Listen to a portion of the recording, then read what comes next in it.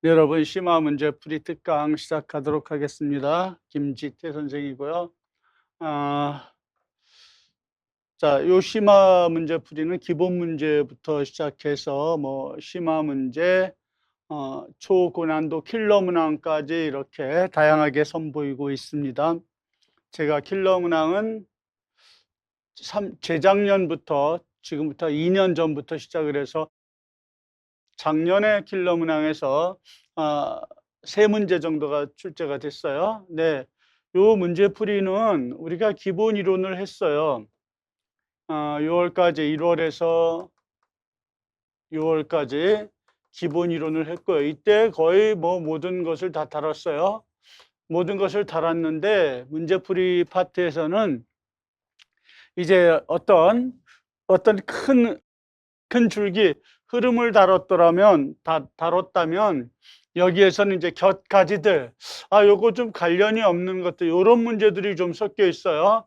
파이널하고 문제풀이반에서는 요런 곁가지들이 조금 숨어 있습니다. 그래서 그 곁가지들은 여러분, 곁가지들은 여기에서 이런 문제는 이렇게 풀어야 되겠구나, 요런 문제들이 선을 보일 거예요. 그리고 작년에는 그런 문제가 약간 히트를 쳤습니다. 그래서 작년에는 예측률이 굉장히 높았는데 올해는 그래서 예측률이 높아서 올해는 수강생들이 많이 모일 거로 예상을 했는데 그렇게 수강생은 많이 모이지 않았고요. 그리고 전반기 문제풀이 기본 이론에서는 주로 이제 인강을 유도를 했습니다. 그래서 지금 제 목소리를 들으시는 분들, 서울 근처 수도권에 계시는 분들은 직강으로 전환을 해 주셔야 여러분 얻어가는 게 있어요. 직강으로 전환을 해 주셔야 제가 또 여러분을 위해서 여러분 실력도 한번 전체적으로 한번 테스트를 해보고 그 눈높이를 어느 정도 안 상태에서 집단 지성을 한번 활용해 보려고 하는데 아직 그렇게 인강생이 많지 않습니다. 물론 뭐 인강생도 그렇게 많지 않아요. 그래서 꼭 지금 제 목소리를 들으시고 어, 우리 인강을 들으신 분들은 가능하면 어렵지만 파이널까지 직강으로 좀 돌려주시면 제가 여러분께 혜택을 뭘 드릴 거냐면요. 오늘 서브노트를 하다가 왔는데 어느 정도 돼야 제가 서브노트를 중요 문제들, 시험 출제 가능성이 굉장히 높은 서브노트 공식들을 제가 만들어 드릴 생각을 가지고 있어요. 그러나 뭐 직강생이 뭐 한두 명이면 뭐 그러면 제가 이제 뭐 그냥 예전처럼 그렇게 수업을 진행하도록 하겠습니다. 네, 제 이름은 김지태 선생입니다. 김지태 선생이고요. 한번 이제 1번부터 한번 볼게요. 문제풀이는 많이 못 나가요. 많은 여러 문제를 못 나가지만 그러나 꼭 다뤄야 되는 것들, 핵심적인 것들 여러분이 체크하시면서 올 수 있도록 그렇게 해 주시기 바랍니다. 아마 여러분은 여기까지 돼 있고 풀이 해설 여기는 아마 공란으로 돼 있을 거야. 자, 그것을 직강으로 들어와야 제가 여러분들이 어떻게 답안지 쓰는 요령이라든가 그런 고득점 답안 그런 걸 제가 지도를 할 수 있는 거지. 인터넷으로는 조금 한계가 있습니다. 네, 그리고 우리 수업은 뭐 수강생이 많지 않아서 많은 합격자를 배출한 건 아니에요. 왜 수강생이 뭐 샘플이 적으니까.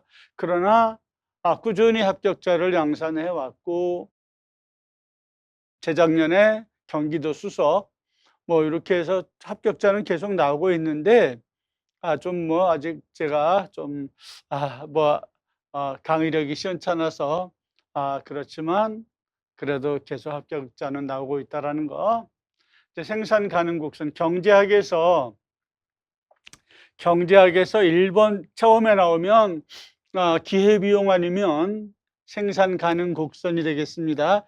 기회비용 아니면 생산 가능 곡선이 되는데 기회비용은 여러 번 나왔고요. 생산 가능 곡선 한번 보겠습니다. 아직 안 나왔는데요. 네, 여러분 이렇게 생각하시면 되겠어요. 제가요, 자본금이 1억 있어요. 자본금이 1억이 있는데 이 자본금 1억을 가지고 제가 맥주도 주류 공장인데 맥주도 생산하고 소주도 생산해요. 예를 들어서 맥주가 얼마인지 모르겠는데 맥주를 생산하면 예를 들어서 10,000병을 생산한다고 치면, 예를 들어서 뭐 다른 것도 있으니까 10,000병을 생산한다고 하면 10,000박스 할까요? 소주는 20,000병을 생산한다고 이렇게 생각해 보세요. 그러면 어때요? 몰빵을 하면 맥주 10,000개를 만들 수 있고 소주 아 100,000개 해야 되겠네요. 10,000개면 맥주가 10,000원이라는 얘기니까 맥주 20,000병을 생산할 수 있고 소주 40,000병을 생산할 수 이렇게 있다고 쳐봐요. 그러면 여기에서 맥주는 한 병에 5,000원이고 소주는 2,500원 이렇게 될 거야 아마요. 그러면 내가요 어때요? 내가 가진 그 돈이 희소한 어느 정도 한계가 있기 때문에 나는 맥주를 몰빵하면 20,000개를 만들 수 있고 소주를 몰빵하면 40,000개를 만들 수 있어요. 그러면 실제로 여기에서 자 이것을 우리가 소주라고 하고 요걸 맥주라고 이렇게 하면 요거는 20,000이 될 거고 요거는 40,000이 될 거예요. 그렇죠? 그래서 이렇게 원래는 이렇게 직선으로 나와야 되는데 왜 직선으로 안 나오고 왜 이렇게 원점에서 보니까 오목할까? 컨케이브 할까? 두 가지죠. 왜 우하향할까? 왜 생산 가능 곡선이 우하향할까라고 하는 얘기는 왜 우하향할까라고 하는 얘기는 네, 내가 가진 돈이 한계가 있어요. 내가 가진 돈이 한계가 있기 때문에 그렇다. 이것을 뭐라고 하느냐? 재화의 희소성 때문에 그래요. 따라서 재화의 희소성 때문에 생산 가능 곡선이 우하향한다야. 수요 곡선 아니에요. 생산 가능 곡선이 우하향하는 이유는 뭐예요? 재화의 희소성 때문에 그렇다야. 재화의 희소성 때문에 그렇다. 그러면 어째서 이 생산 가능 곡선이 오목하냐? 원점이 오목하냐? 바깥에서 보면 컨벡스한데요. 우리가 원점에서 오목하냐? 왜 오목할까요? 그 이유가 뭘까요? 자, 이것은 우리가 그 이유가 뭘까? 여러분, 왜 오목할까? 자, 이것은 어때요? 자, 기회비용이 체증하기 때문에 그래요. 일단 답 먼저 하나 써보고, 그 이유는 기회비용이 체증하기 때문이다. 기회비용이 체증하기 때문에 어때요? 원점에 대해서 오목하다. 직선이 아니고 이렇게 오목해져 있다 이런 뜻이. 제가 그걸 지금부터 설명해 드릴게요. 그러면 이건 뭐예요? 이런 것들은 어디에요? 제가 서브노트에서 만들어 드리려고 하는데 지금 한두 명, 두세 명이면 제가 서브노트를 만들어 드리지 않을 거예요. 최대한 좀 오셔서 나는 어느 정도, 그리고 모의고사 봤을 때 한 30점 정도 언저리 이상인 분들은 꼭 와서 좀 수업을 들어주셨으면 좋겠어요. 자, 그리고 합격, 제가 여기서 조금 딴 길로 셀게요. 지금 생각이 나서요. 그러면요, 여기에서 여러분, 요 문제를 풀고요. 제가 일단은, 미리 했어야 되는데, 일단은요, 다음 시간에 제가 생각나면 어떻게 사회를 공부를 해서 그 미시경제, 미시, 거시, 법학개론, 정치, 사회문화, 사회과, 교육론 실제로 6과목이죠. 원래는 이제 5과목인데 제가요 경제학을 미시와 거시로 나눴어요. 그럼 어떻게 하면 가장 합격할 수 있는 그런 방법을 찾을 것인가에 대해서 제가 한번 여러분들하고 대화를 해보고 싶은데 아직 그럴 기회를 갖지 못했어요. 기회가 되면 한번. 그럼 기회비용이 체증한다는 말은 도대체 뭔가요? 기회비용이 체증한다라고 하는 말은 도대체 뭔가? 요것을 지금 지운 다음에 다시 한번 해드릴게요.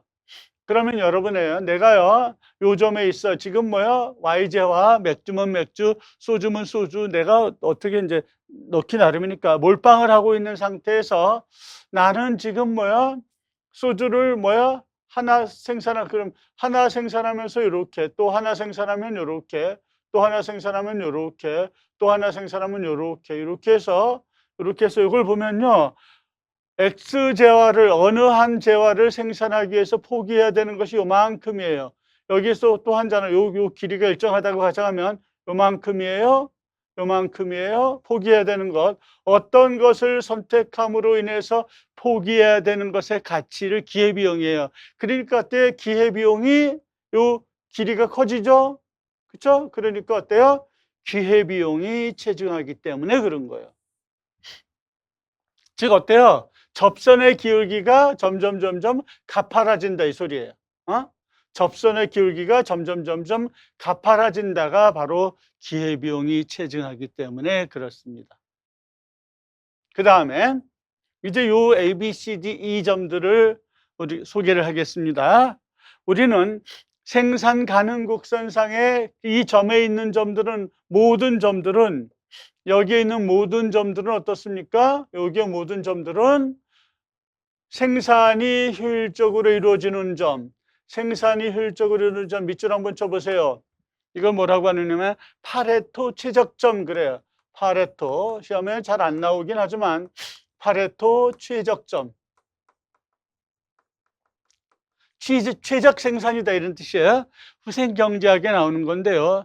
요 파레토가요. 후생경제학에서 나오는데요. 요 파레토가 정치학에서도 나와요. 엘리트 순환이론에서도 나오는 그 파레토가 바로 요 파레토 빌프레드 파레토입니다. 그렇죠? 그 다음에 여기는 어떻습니까? 자, 저기는 D는 어떻습니까? 비효율적인 생산이에요. 자, 비효율적 생산이에요.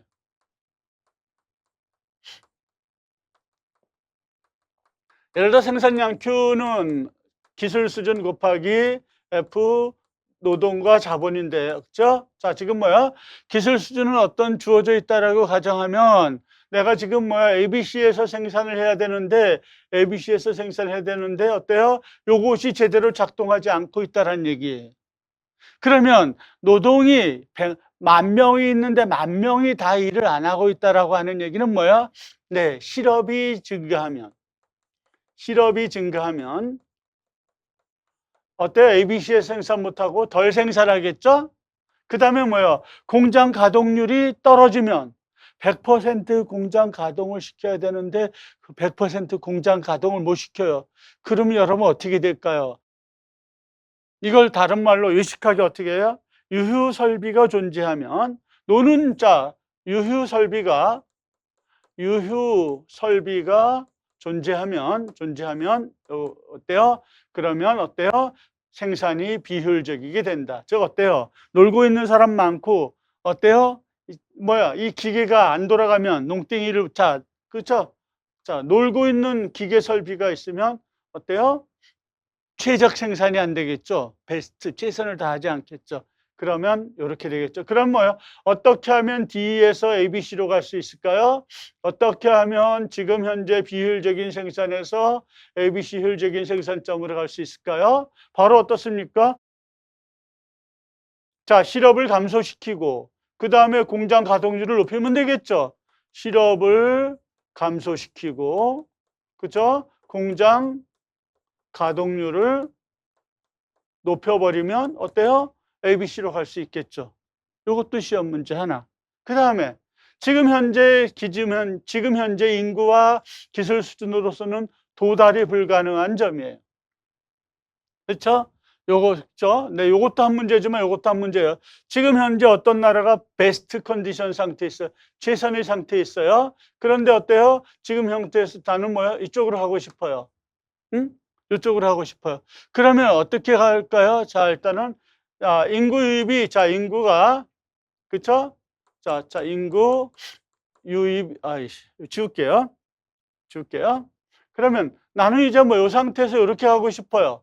요 생산 가능 곡선상에서 지금 현재 상태는 불가능하지만 거기로 하고 싶어요. 그러면 인구가 증가하거나 생산 인구를 말해요.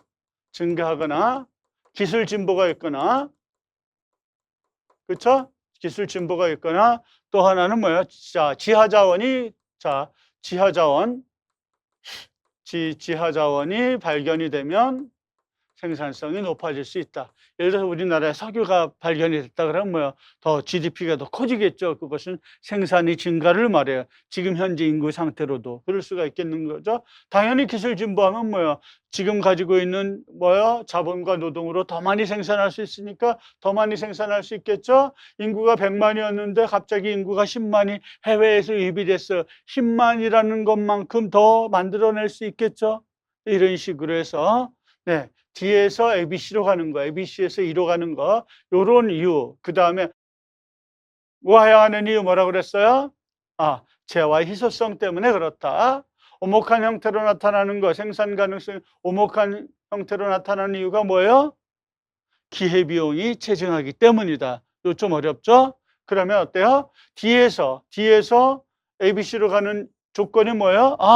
실업을 감소시키고, 그렇죠? 실업을 감소시키고, 자, 유휴 설비를 어때요? 즉, 공장 가동률을 높이면 어때요?